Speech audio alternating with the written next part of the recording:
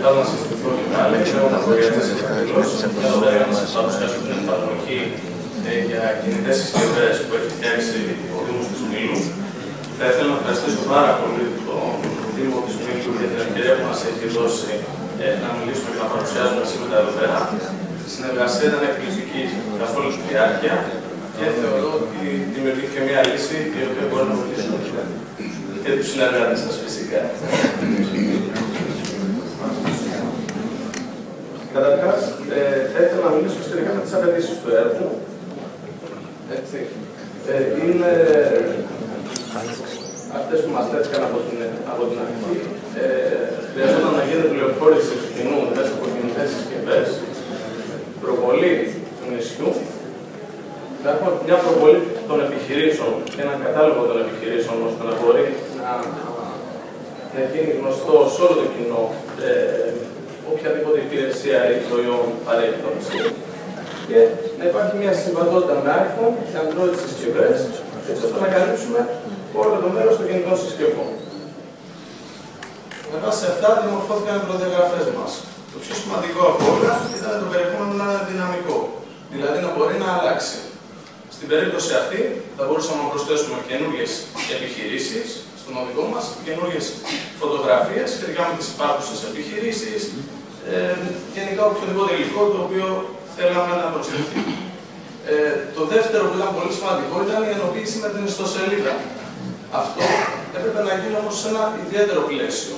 Θα έπρεπε να γίνει χωρίς πρόσθετο διαχειριστικό κόστος, διότι ο διαχειριστής θα έπρεπε να είναι ο ίδιος με την ιστοσελίδα. Θα έπρεπε να υπάρχει κοινό περιεχόμενο με την ιστοσελίδα, διότι δεν υπήρχε λόγος δύο φορές να γίνονται ανανεώσεις και στο ένα και στο άλλο, όπως καταλαβαίνετε.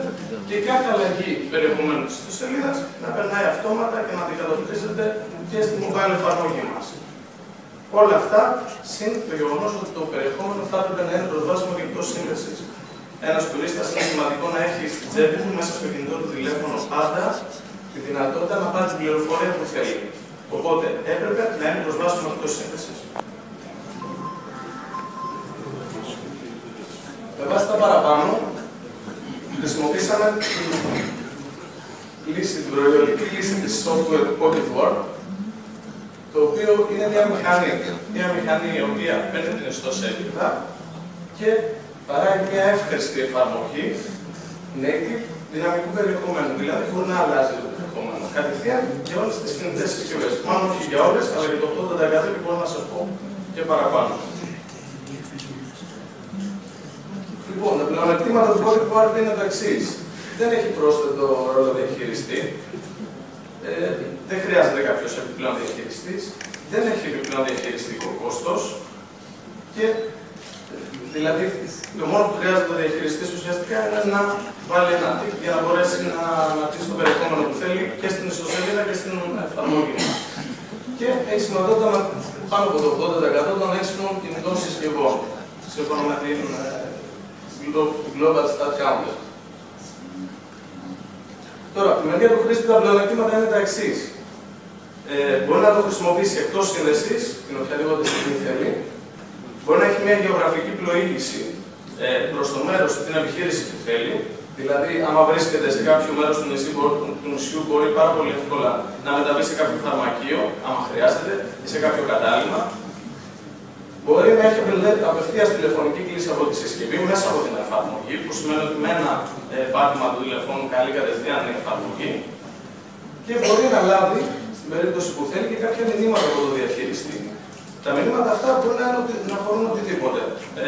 Ένα, παραδείγματος χάρη, πανηγύρι, μια εκδήλωση που υπάρχει, ή μια προσφορά σχετικά με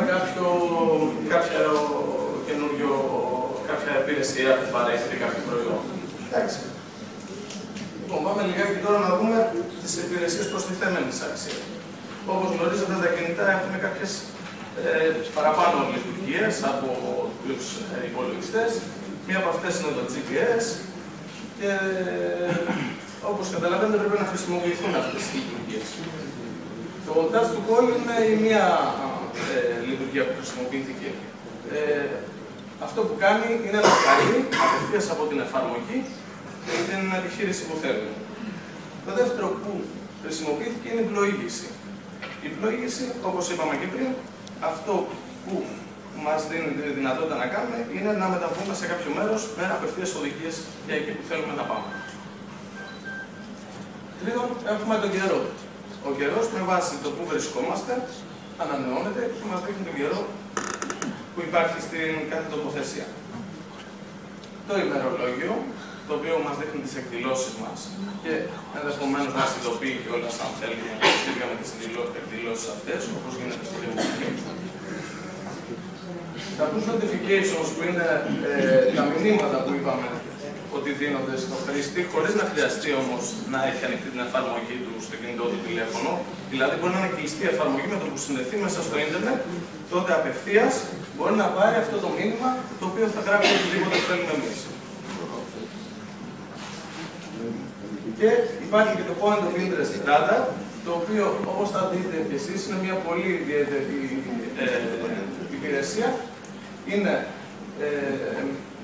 Βασίζεται βασικά στην κάμερα. Μόλις κάποιος περνάει το κινητό του από μια τοποθεσία, του δείχνει πού βρίσκεται κάποιο κατάλημα ή κάποιο site γενικά, πόσο κοντά, και άμα έχει κάποια βαθμολογία κιόλας από τους επισκέπτες, αντίστοιχα κάποια βαθμολογία που έχει από τους επισκέπτες. Αυτό δεν έχει υλοποιηθεί για την ίδια, αλλά είναι μέσα στα πλάνα, φαντάζομαι. Λοιπόν, εδώ τώρα, επειδή νομίζω ότι καλύτερα είναι να περάσουμε στο να δούμε την εφαρμογή πώς δουλεύει, θα προχωρήσουμε εκεί πέρα σε αυτό. Όποιος θέλει μπορεί να κατεβάσει την εφαρμογή, να σκανάρει αντίστοιχα το QR. Είναι διαθέσιμη και για το Play, που είναι της Android, και για το App Store, που είναι της Apple, με το αντίστοιχο όνομα αριστερά, Milos Travel Guide. Είναι και το μόνο το οποίο εμφανίζεται στη λέξη Milos, σε όλο τον κόσμο.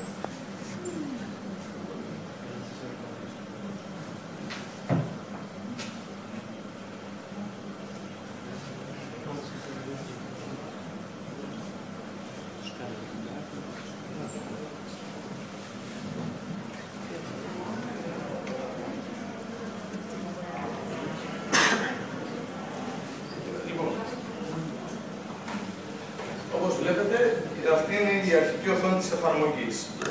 Αυτή τη στιγμή μας δίνονται 3, 6, 9, 10 δυνατότητες, οι οποίες αφορούν χρήσιμες πληροφορίες, διαμονή, φαγητό, παραλίες, φίλος, δραστηριότητες, μετακινήσεις, τουριστικές υπηρεσίες, ημερολόγια και άλλα σημαντικά αξιοθέατα. Όλες αυτές οι κατηγορίες έρχονται κατευθείαν από την ιστοσελίδα. Μάλιστα, αν επιλέξουμε, μπορούμε να εμφανίσουμε κάποιες από αυτές ή να τις εμφανίσουμε όλες. Οπότε, έχει πολλές δυνατότητες αυτή η εφαρμογή. Θα σας δείξω εγώ ενδεικτικά τη διαμονή. Ας πάμε στα ενοικιαζόμενα δωμάτια. Παραδείγματος χάρη, Καπετάν Τάσος. Βλέπετε τις φωτογραφίες. Μπορούμε να τις δούμε. Όλες αυτές και όλο αυτό το περιεχόμενο είναι offline. Δηλαδή το έχει ο επισκέπτης στην τσέπη του, την οποιαδήποτε στιγμή θέλει. Αντίστοιχα, θέλω από τη διαμονή, θα πάμε λίγο στη Μήλο.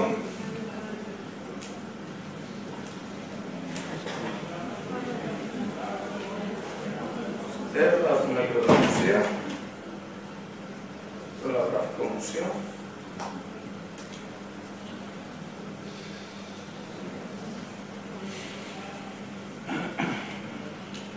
Πρόσθετες πληροφορίες που μπορούμε να έχουμε σχετικά με το πότε δουλεύει. Να υπενθυμίσω ότι αυτή η εφαρμογή υποστηρίζει παραπάνω από μια γλώσσα. Δηλαδή, εάν θέλουμε και παραπάνω από μια γλώσσα, αντίστοιχα στο ίδιο περιεχόμενο μπορούμε να τις έχουμε. Τραβάει οτιδήποτε ελληνικό περιεχόμενο από την ιστοσελίδα. Ο χάρτης μας, για πλοήγηση. Μπορούμε να ζουμάρουμε. Και επίσης τα στοιχεία επικοινωνίας. Στην περίπτωση που θέλουμε, καλούμε, πατώντας απλά στον αριθμό.